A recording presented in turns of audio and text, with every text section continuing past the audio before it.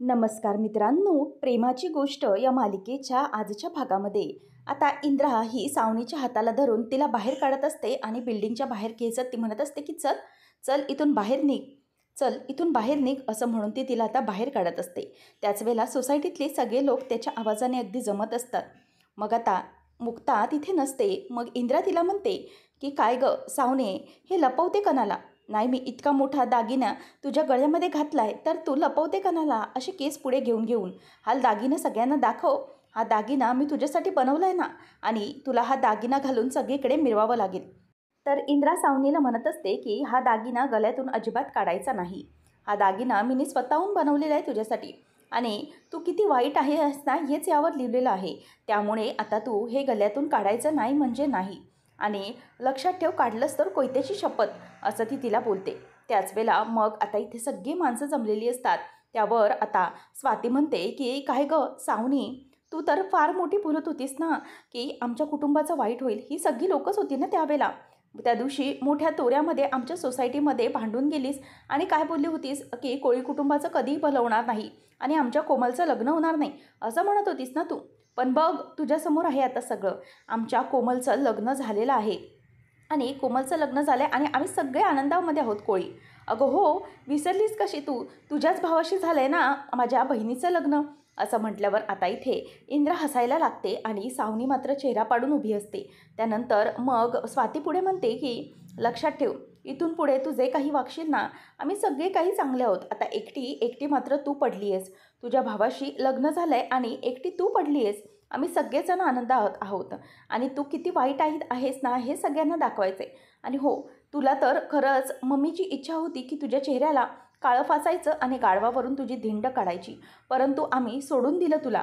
त्यावेळेला मग आता सावनी तो गळ्यातला बोर्ड काढायला चाललेली असते. त्यावेळेला आता हे ऐकल्यानंतर इंद्रा म्हणते की हे बघ सावने, तो गळ्यातला बोर्ड अजिबात काढायचा नाही. हे बघ, मी स्वतःच्या हाताने लिहिलाय तो, आणि मी मेहनत घेतली त्यावर. त्याच्यामुळे आता तो बोर्ड जर काढलास ना तर कोयत्याची शपथ घेऊन सांगते, अजिबात तो बोर्ड काढायचा नाही, लक्षात ठेव. असं म्हणून आता सावनीला ती गपचूप उभी करते आणि सावनी गपचूप मान खाली घालून उभी असते. आता इंद्रा म्हणते की तुझी तीच लायकी आहे. तू किती वाईट आहेस ना हे तर सगळ्या जगाला कळू दे, अशीच आमची इच्छा आहे. तेव्हा मग आता स्वाती म्हणते की हो, खरं तर एवढ्यावरच निभावले तुझं, नाहीतर आमची तर खरंच खूप इच्छा होती की तुझ्या चेहऱ्याला काळं फासायचं, कारण तू कशी आहेस ना ते आम्हाला चांगलंच माहिती आहे, आणि आता हे जगाला पण कळलं पाहिजे ना, म्हणूनच आम्ही हे सगळं करतोय. सावनी, तू आजपर्यंत खूप त्रास दिलास आम्हा सगळ्यांना. सगळ्यांना खूप वाईट वाईट काही काही बोललीस आणि सगळ्यांच्या आयुष्यात अगदी विष पसरवून ठेवलं होतंस, परंतु अजिबात नाही. खरं तर तुला आम्ही सोडलं असं समज, नाहीतर मम्मी खरंच तुझ्या चेहऱ्याला काळं लावणारच होती. तीच इच्छा होती खरं तर आमची, परंतु ठीक आहे, एवढ्यावरच निभवलं हे तुझं नशीब समज, असं ती म्हणते. त्यावेळेला आता इथे इंद्रा म्हणते की हो ना स्वाती, खरं बोलते तू. खरं तर मला हिच्या चेहऱ्याला कालच फासायचं होतं, परंतु काय गं, तू काय बोलली होतीस? इथं इथं उभी राहून काय म्हणाली होतीस आम्हा सगळ्यांना? तुम्हा सगळ्यांचं कधीच चांगलं होणार नाही, तुम्ही सगळे नेहमी दुःखात राहाल, तुमचं सगळ्यांचं वाईट होईल, सत्यानाश होईल कोळी कुटुंबाचा, असं सगळं म्हणाली होतीस ना. इथं उभी राहून सगळ्यांसमोर ओरडून ओरडून सगळ्यांना शिवाशाप देत होतीस ना आम्हाला. परंतु बघ आता काय झालंय, सगळी लोक बघतायत की काय होतंय ते. आणि काय गं, आता बघ ना कोण सुखी आहे आणि कोण दुःखी आहे. काय म्हणाली होतीस तू? कोण आनंदात राहणार असं सगळं म्हणाली होतीस. आता बघ तुझ्यासमोर सगळं आहे. आम्ही सुखात आहोत आणि तू दुःखात आहेस. आम्ही सगळेजण आता एक आहोत आणि तू मात्र एकटी पडली आहेस. असं आता इंद्रा ही तिला खुणावत असते आणि सारखी सारखी टोमणे मारत असते की तू दिलेला शाप कधीही चांगला होणार नाही, कारण कावळ्याच्या शापाने काय मरत नसते. असं म्हणून आता सगळेजण सावनीकडे बघत असतात. त्याच वेळेला तिथून आदी येतो. आता आधीला येताना पाहिल्यानंतर सावनी ही म्हणत असते की तुमच्या तर आता मी दोघींना बघतेच. तेवढ्यातच आधी येतो. आधीला ती म्हणते की बेबी, माय बेबी, बघ माझी ह्यांनी काय हालत करून ठेवली. ते या दोघीजणींनी मिळून हाय बघ मला काय केलं आहे. माझ्या गळ्यामध्ये हा मी वाईट आई आहे असा बोर्ड घालून ठेवला आहे, आणि बघ ना माझी गाढवावरून धिंड काढणार असं म्हणतायत ते, माझ्या तोंडाला काळं फासणार असं म्हणतायत ते. बघ किती मम्माबरोबर तुझ्या वाईट वागतायत, आणि म्हणे मी वाईट आई आहे. बघ ना प्लीज तू ह्यांना सांग, तू ना आता यांना समजावूनच सांग, आपण एक टीम आहोत. ते असे एकत्र आपल्याला त्रास देतात ना, मग आपण त्यांना सांगायचं हां की आपण एक टीम आहोत आणि चल तू माझ्याबरोबर, आपण दोघंही जाऊया, यांच्याबरोबर आपल्याला राहायचं नाही आहे. तू तुझ्या मम्माबरोबर आहेस ना बरोबर, नेहमी तू तुझ्या मम्माची सोबत सोडणार नाही आहेस ना आधी, खरं सांग मला, तू माझ्यासोबत असणार आहेस ना आधी, तू कधीही मला एकटं टाकणार नाहीस, मला माहिती आहे माय बेबी. तू त्यांना समजावून सांग, धमकावून सांग की तू तुझ्या मम्माकडेच राहणार आहेस, तू कुठेही जाणार नाही आहेस आणि आपण एक टीम आहोत हे त्यांना दाखवून देतो. त्यावेळेला मग आता आधी हा हात सोडतो आणि म्हणतो की मम्मा बस कर, बस कर हे सगळं. तेव्हा मात्र सावनीला धक्का बसतो. आधी म्हणतो की नाही सावनी मम्मा, मला तुझ्यासोबत राहायचं नाही आहे, मला सागर पप्पासोबत राहायचं आहे. आता असं म्हटल्यावर सगळेजणं म्हणजेच बिल्डिंगमधले वगैरे सगळेजणं बघायला लागतात. त्यावेळेला मग आता सावनी म्हणते की आधी बेटा हे काय बोलतोयस तू, अरे तू तुझ्या मम्माकडे नाही राहणार. तेव्हा मग तो म्हणतो की हो नाही राहणार मी माझ्या मम्माकडे, कारण मला मुक्ता आंटीने सगळं काही समजावून सांगितलेलं आहे की तू कशी आहेस, सगळ्यांसोबत तू कशी वागलीस, तू खूप वाईट आई आहेस, हे सगळं मला मुक्ता आंटीने सांगितलेलं आहे. आणि मला आता त्यांच्यावर विश्वास बसलाय की हे जे सगळं तू केलंस ना मम्मा, खूप चुकीचं केलंस, तू सगळ्यांबरोबर खूप चुकीचं वागते, फक्त माझा वापर करून तू हे सगळं करण्याचा प्रयत्न करते, परंतु आता मी हे सगळं नाही टॉलरेट करणार.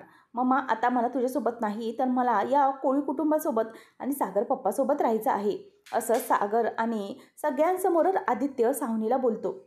आणि जेव्हा आधी हे सगळं सगळ्यांसमोर बोलतो तेव्हा सावनीला खूपच मोठा धक्का बसलेला असतो आणि सागरला या सगळ्याचा आता खूपच अभिमान वाटलेला असतो. सावनी आता समोरच उभी असते, काय बोलावे हे तिला काही सुचत नाही. सावनी म्हणते की आधी बेटा तू काय बोलतोस हे. तेव्हा मग तो म्हणतो की हो सावनी मम्मा, मी खरं बोलतो, हे सगळं खूप झालं आता हे सगळं, पण आता मला हे सगळं नाही सहन होत मम्मा, मला तुझ्यासोबत राहायचं नाही, तू खूप वाईट आई आहेस. तेव्हा मग आता सावनी म्हणते की आधी बेटा प्लीज तू तरी असं बोलू नकोस, प्लीज, अरे तू माझ्यासोबत चल, अरे बेटा असं करू नकोस, यांच्यासोबत नको राहू, असं म्हणून ती त्याचा हात धरून त्याला घेऊन चाललेली असते. तेवढ्यातच आता इथे इंद्रा पुढे येते आणि सावनीच्या जोरात कानाखाली वाजवते आणि कानाखाली वाजवल्यानंतर आदित्य पण तिला काहीच बोलत नाही, तो गप्प उभा असतो. नंतर मग आता इथे सावनी म्हणते की हे काय करताय तुम्ही. तेव्हा मग इंद्रा म्हणते की हे अगोदरच मीनी केलं पाहिजे होते. अगं तू कशाला हात लावते माझ्या नातवाला, त्याने सांगितलं ना एकदा की त्याला तुझ्यासोबत यायचं नाही, मग कशाला त्याला तू फोर्स करते, कणाला त्याला तू घेऊन जाते, काहीच गरज नाही आहे. त्याने सांगितलं ना एकदा की त्याला आमच्यासोबत राहायचं आहे, त्याला त्याच्या पप्पासोबत राहायचं आहे, मग त्याला तू अगदी जबरदस्ती करू शकत नाही, त्याला तू कुठेही घेऊन जाऊ शकत नाही. सावनी एक गोष्ट लक्षात ठेव, कोयत्याची शपथ घेऊन सांगते, जर पुन्हा माझ्या पोराला त्रास देण्याचा प्रयत्न केलास ना तर बघ मी काय करेल ते. आता तर तू एकटीच पडली आहेस, त्याला तुझ्यासोबत नाही राहायचं आहे तर त्याला सागरसोबत राहायचं आहे, लक्षात ठेव, असं आता इथे सावनीला ती बोलत असते. आणि त्याच वेळेला आता सावनीला ती हात धरून बाजूला खेचत असते.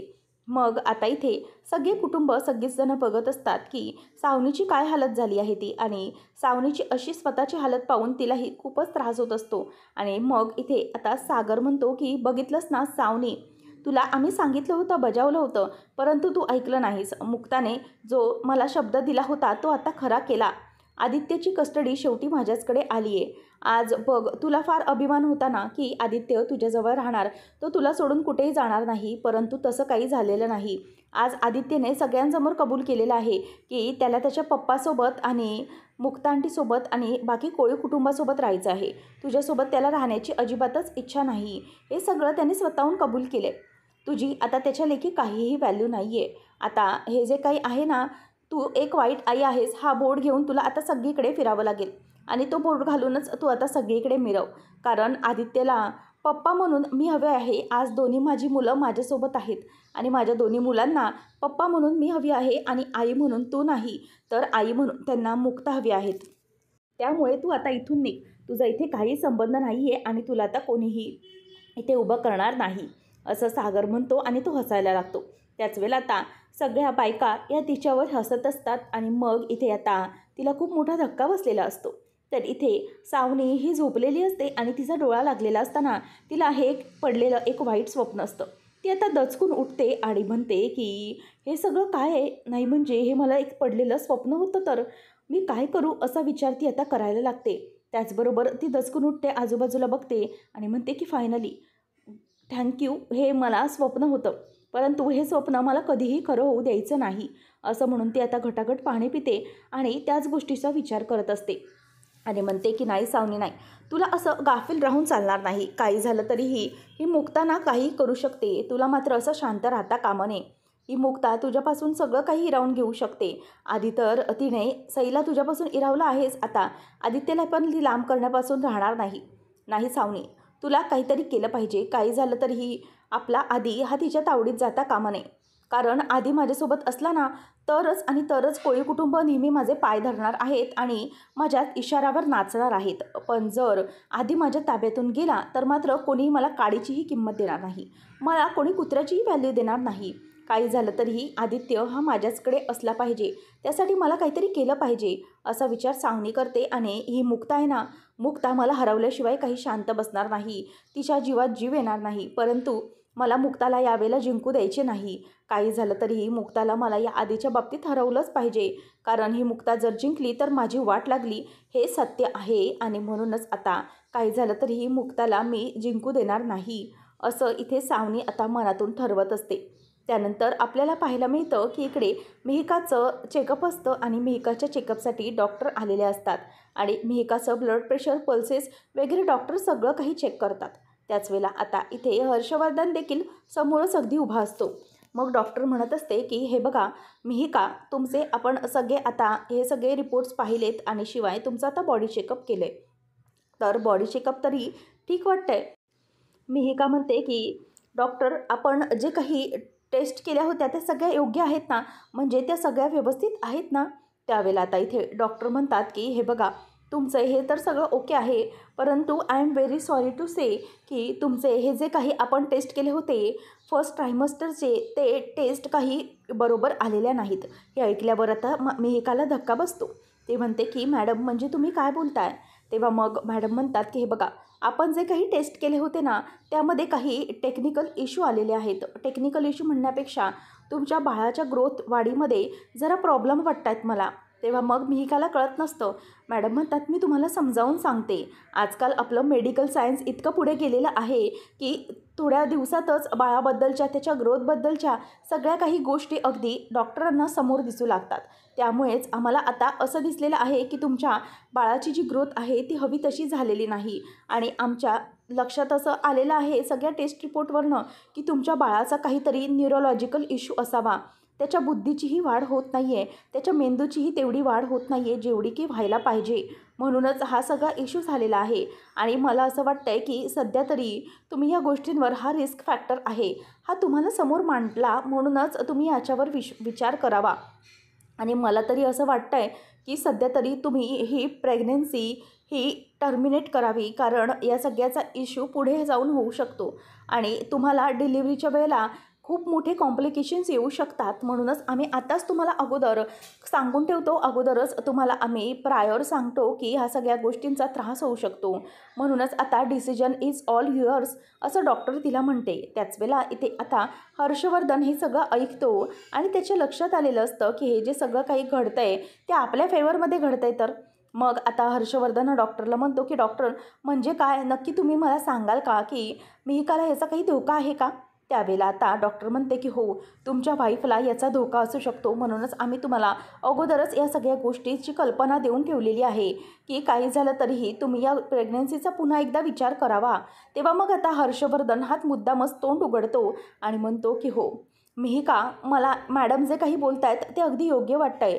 ही प्रेग्नन्सी तुझ्या जीवापेक्षा काही मोठी नाही. म्हणून मला असं वाटतं आहे की मिहिका, या सगळ्या बाबतीत आपण विचार करायला हवा.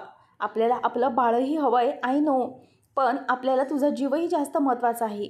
मिहिका, माझ्यावर विश्वास ठेव. मी तुझ्यापेक्षा जास्त काहीही विचार करू शकत नाही.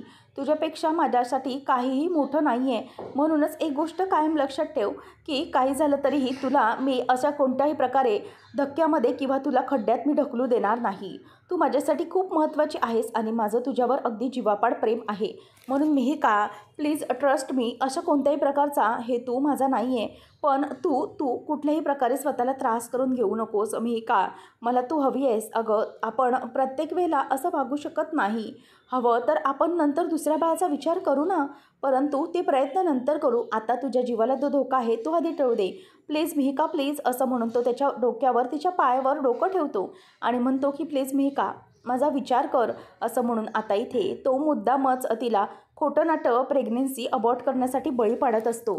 त्याच वेळेला इथे आता डॉक्टर मॅडमला मिहिका थणकावून सांगते की नाही मॅडम, मला ही प्रेग्नेन्सी कंटिन्यू करायची आणि माझा असा विश्वास आहे की माझं जे बाळ आहे हेच मला स्ट्रेंथ देईल या सगळ्या गोष्टींमधून बाहेर जायला, म्हणून मला ही प्रेग्नेन्सी कंटिन्यू करायची.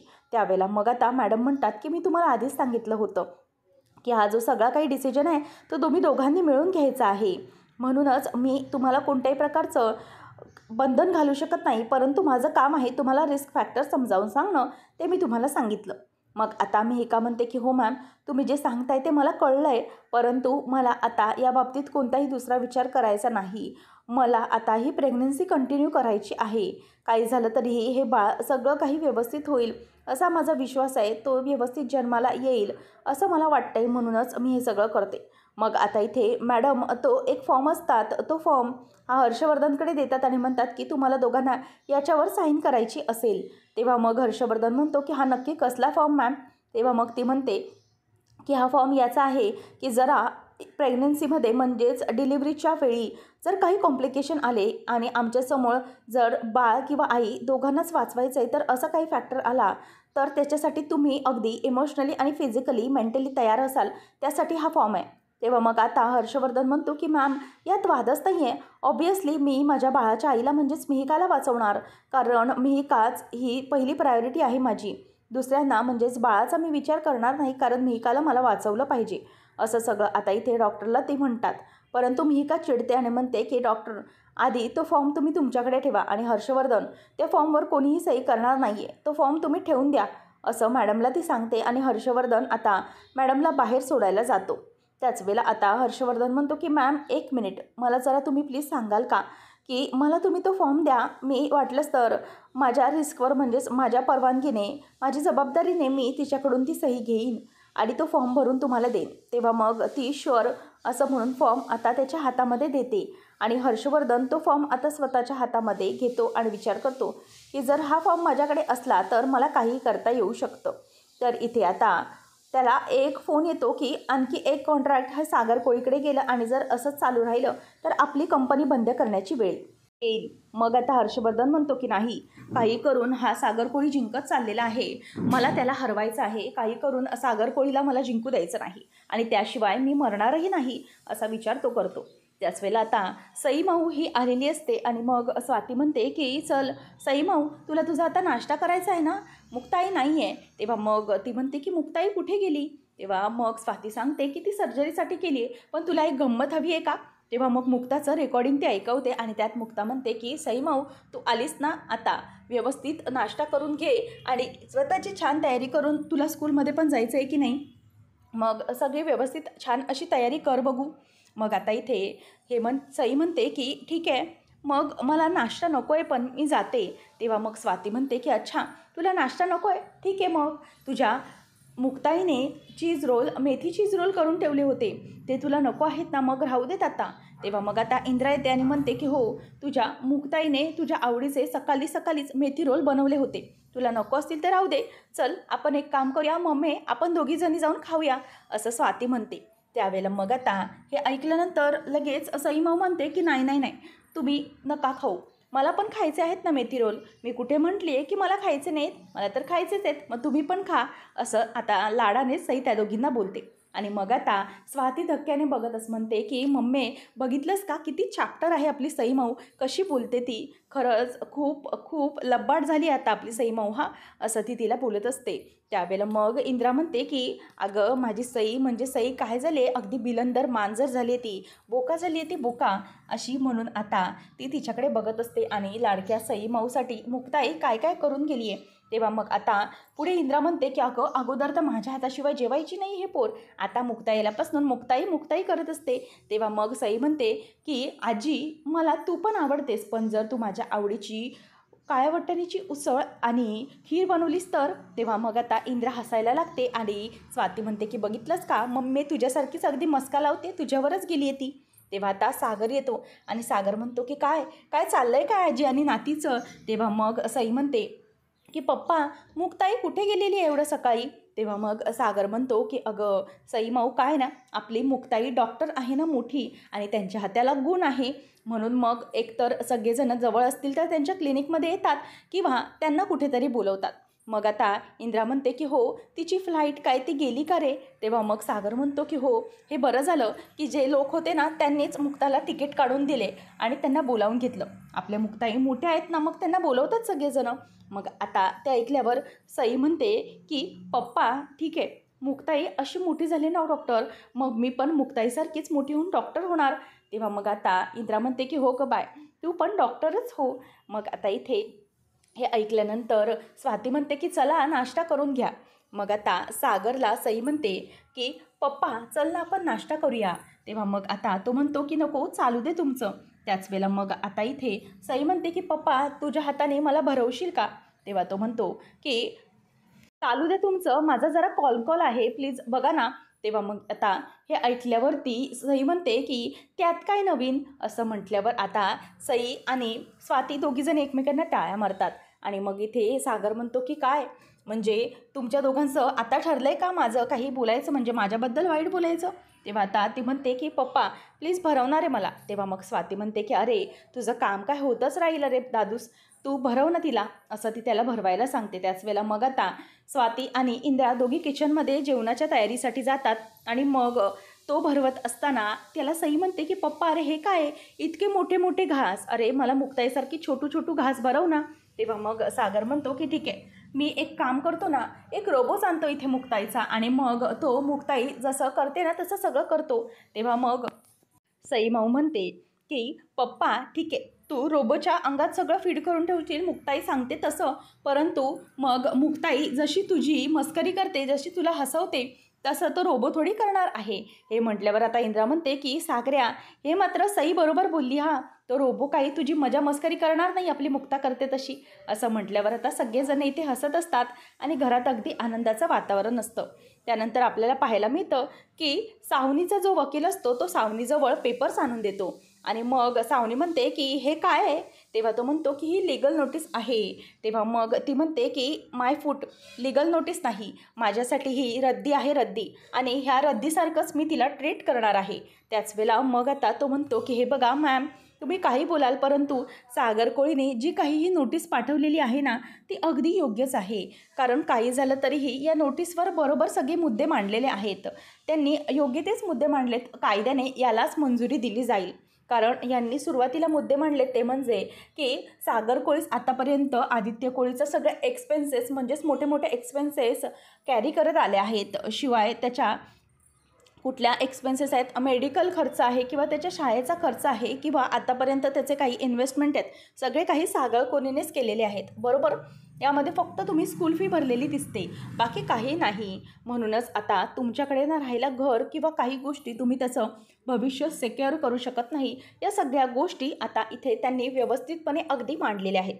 आणि या जर गोष्टी कोर्टात मांडल्या गेला तर साहजिकच आहे की हे जी सगळी केस आहे ती त्यांच्या बाजूने फिरू शकते आणि त्यांना तुमच्या मुलाची कस्टडी मिळू शकते. मग आता हे सगळं सावनी ऐकत असते आणि गप्प ऐकल्याशिवाय तिला हे सगळं ऐकून खूपच राग येत असतो. आता तो वकील म्हणत असतो की मॅम, जर तुम्ही याच्यावर दुसऱ्या काही गोष्टी करू शकाल तर, परंतु मला असं वाटत नाही की ही कस्टडी तुमच्याकडे येईल. तेव्हा मग आता सावनी चिडते आणि म्हणते की हे बघ, लक्षात ठेव, तू त्याचा वकील आहे सागर कोळीचा की माझा?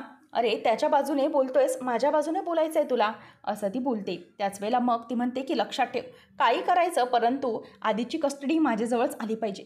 मी तुला पैसे कसले मोजती आहे? तुला पैसे काय मी त्या सागरची कस्टडी देण्याचे पैसे मोजते का? सगळ्या गोष्टींचा नीट विचार कर आणि मगच माझ्याशी बोलायचं. त्याच वेळेला मग आता इथे तो म्हणतो की ठीक आहे मॅम, जर काही असं असेल ना तर मग आपल्याला त्यांच्या हेतूवरच शंका आहे, असं काहीतरी कोर्टात चित्र निर्माण केलं पाहिजे, म्हणजेच काहीतरी लॉजिक वापरलं पाहिजे. तेव्हा मग आता हेच लॉजिक आहे. मग ती म्हणते की सावनीचं मॅजिक अजून तुला माहिती नाही आणि त्या मॅजिकने आत्तापर्यंत सगळ्या गोष्टी मी करत आली आहे. तेव्हा मग आपण असं करायचं की त्यांच्या हेतूवरच संशय करायचा किंवा दुसऱ्या गोष्टी काहीतरी निर्माण करण्याचं मॅनिप्युलेशन करायचं. तेव्हा मग ती म्हणते की याच्यामध्ये तर सावनीने PhD केलेली आहे, तू बोला काय करायचं आहे पुढे. मग तो म्हणतो की आपण सागर कोळीच्या मनात दुसरंच काहीतरी किंवा त्याच्याविषयी कुठला तरी गैरसमज पसरवण्याचा प्रयत्न करायचा, जेणेकरून ह्या दोन्ही मुलांच्या बाबतीत निगेटिव्हिटी तयार झाली पाहिजे आणि सागर कोळी जे आहेत ते बाकीच्या गोष्टी म्हणजेच आपण बाकीचा मुद्दा काहीतरी हायलाईट केला पाहिजे, जेणेकरून या सगळ्या गोष्टी कोर्टात तुमच्या बाजूने येतील. तेव्हा मग आता सावनी म्हणते की ठीक आहे. पुढच्या भागामध्ये आपण पाहणार आहोत की इथे आता न्यूजमध्ये दाखवले जातात की सागर कोळी यांनी स्वतःच्या मुलीला मारण्याचा केला होता प्रयत्न, त्यांना मुलगी नको होती म्हणून. त्याच वेळेला इथे आता सावनी ही मीडियामध्ये म्हणत असते की सागर कोळीने जेव्हा माझी सई पोटात होती त्याच वेळेला म्हणजेच तिला मारण्याचा प्रयत्न केला होता, तिला मुलगी म्हणजेच त्यांना ती मुलगी नको हवी होती, हे सगळं ती बोलत असते. त्याच वेळेला हे ऐकून आपल्या सईला खूप मोठा धक्का बसलेला असतो. ती म्हणते की हे काय, आणि ती खूप रडत असते आणि ती रस्त्याने आता एकटी चालत निघालेली असते. ती म्हणते की खरंच मी इतकी वाईट आहे का बाप्पा, खरंच मी इतकी वाईट आहे का की इतकी पप्पाला मी नकोशी झाली आहे का, असं म्हणून ती आता रडत रडतच रस्त्याने चाललेली असते. तेवढ्यातच आता इथे नवीन मुक्ताची एंट्री झालेली असते आणि सई ही एका गाडीसमोर येणार असते. तेवढ्यातच ती मुक्ताई असा जोरात आवाज देते आणि समोरून आता मुक्ताई येते. अशाच मालिकांचे अपडेट जाणून घेण्यासाठी आजच आपल्या चॅनलला सबस्क्राईब नक्कीच करा.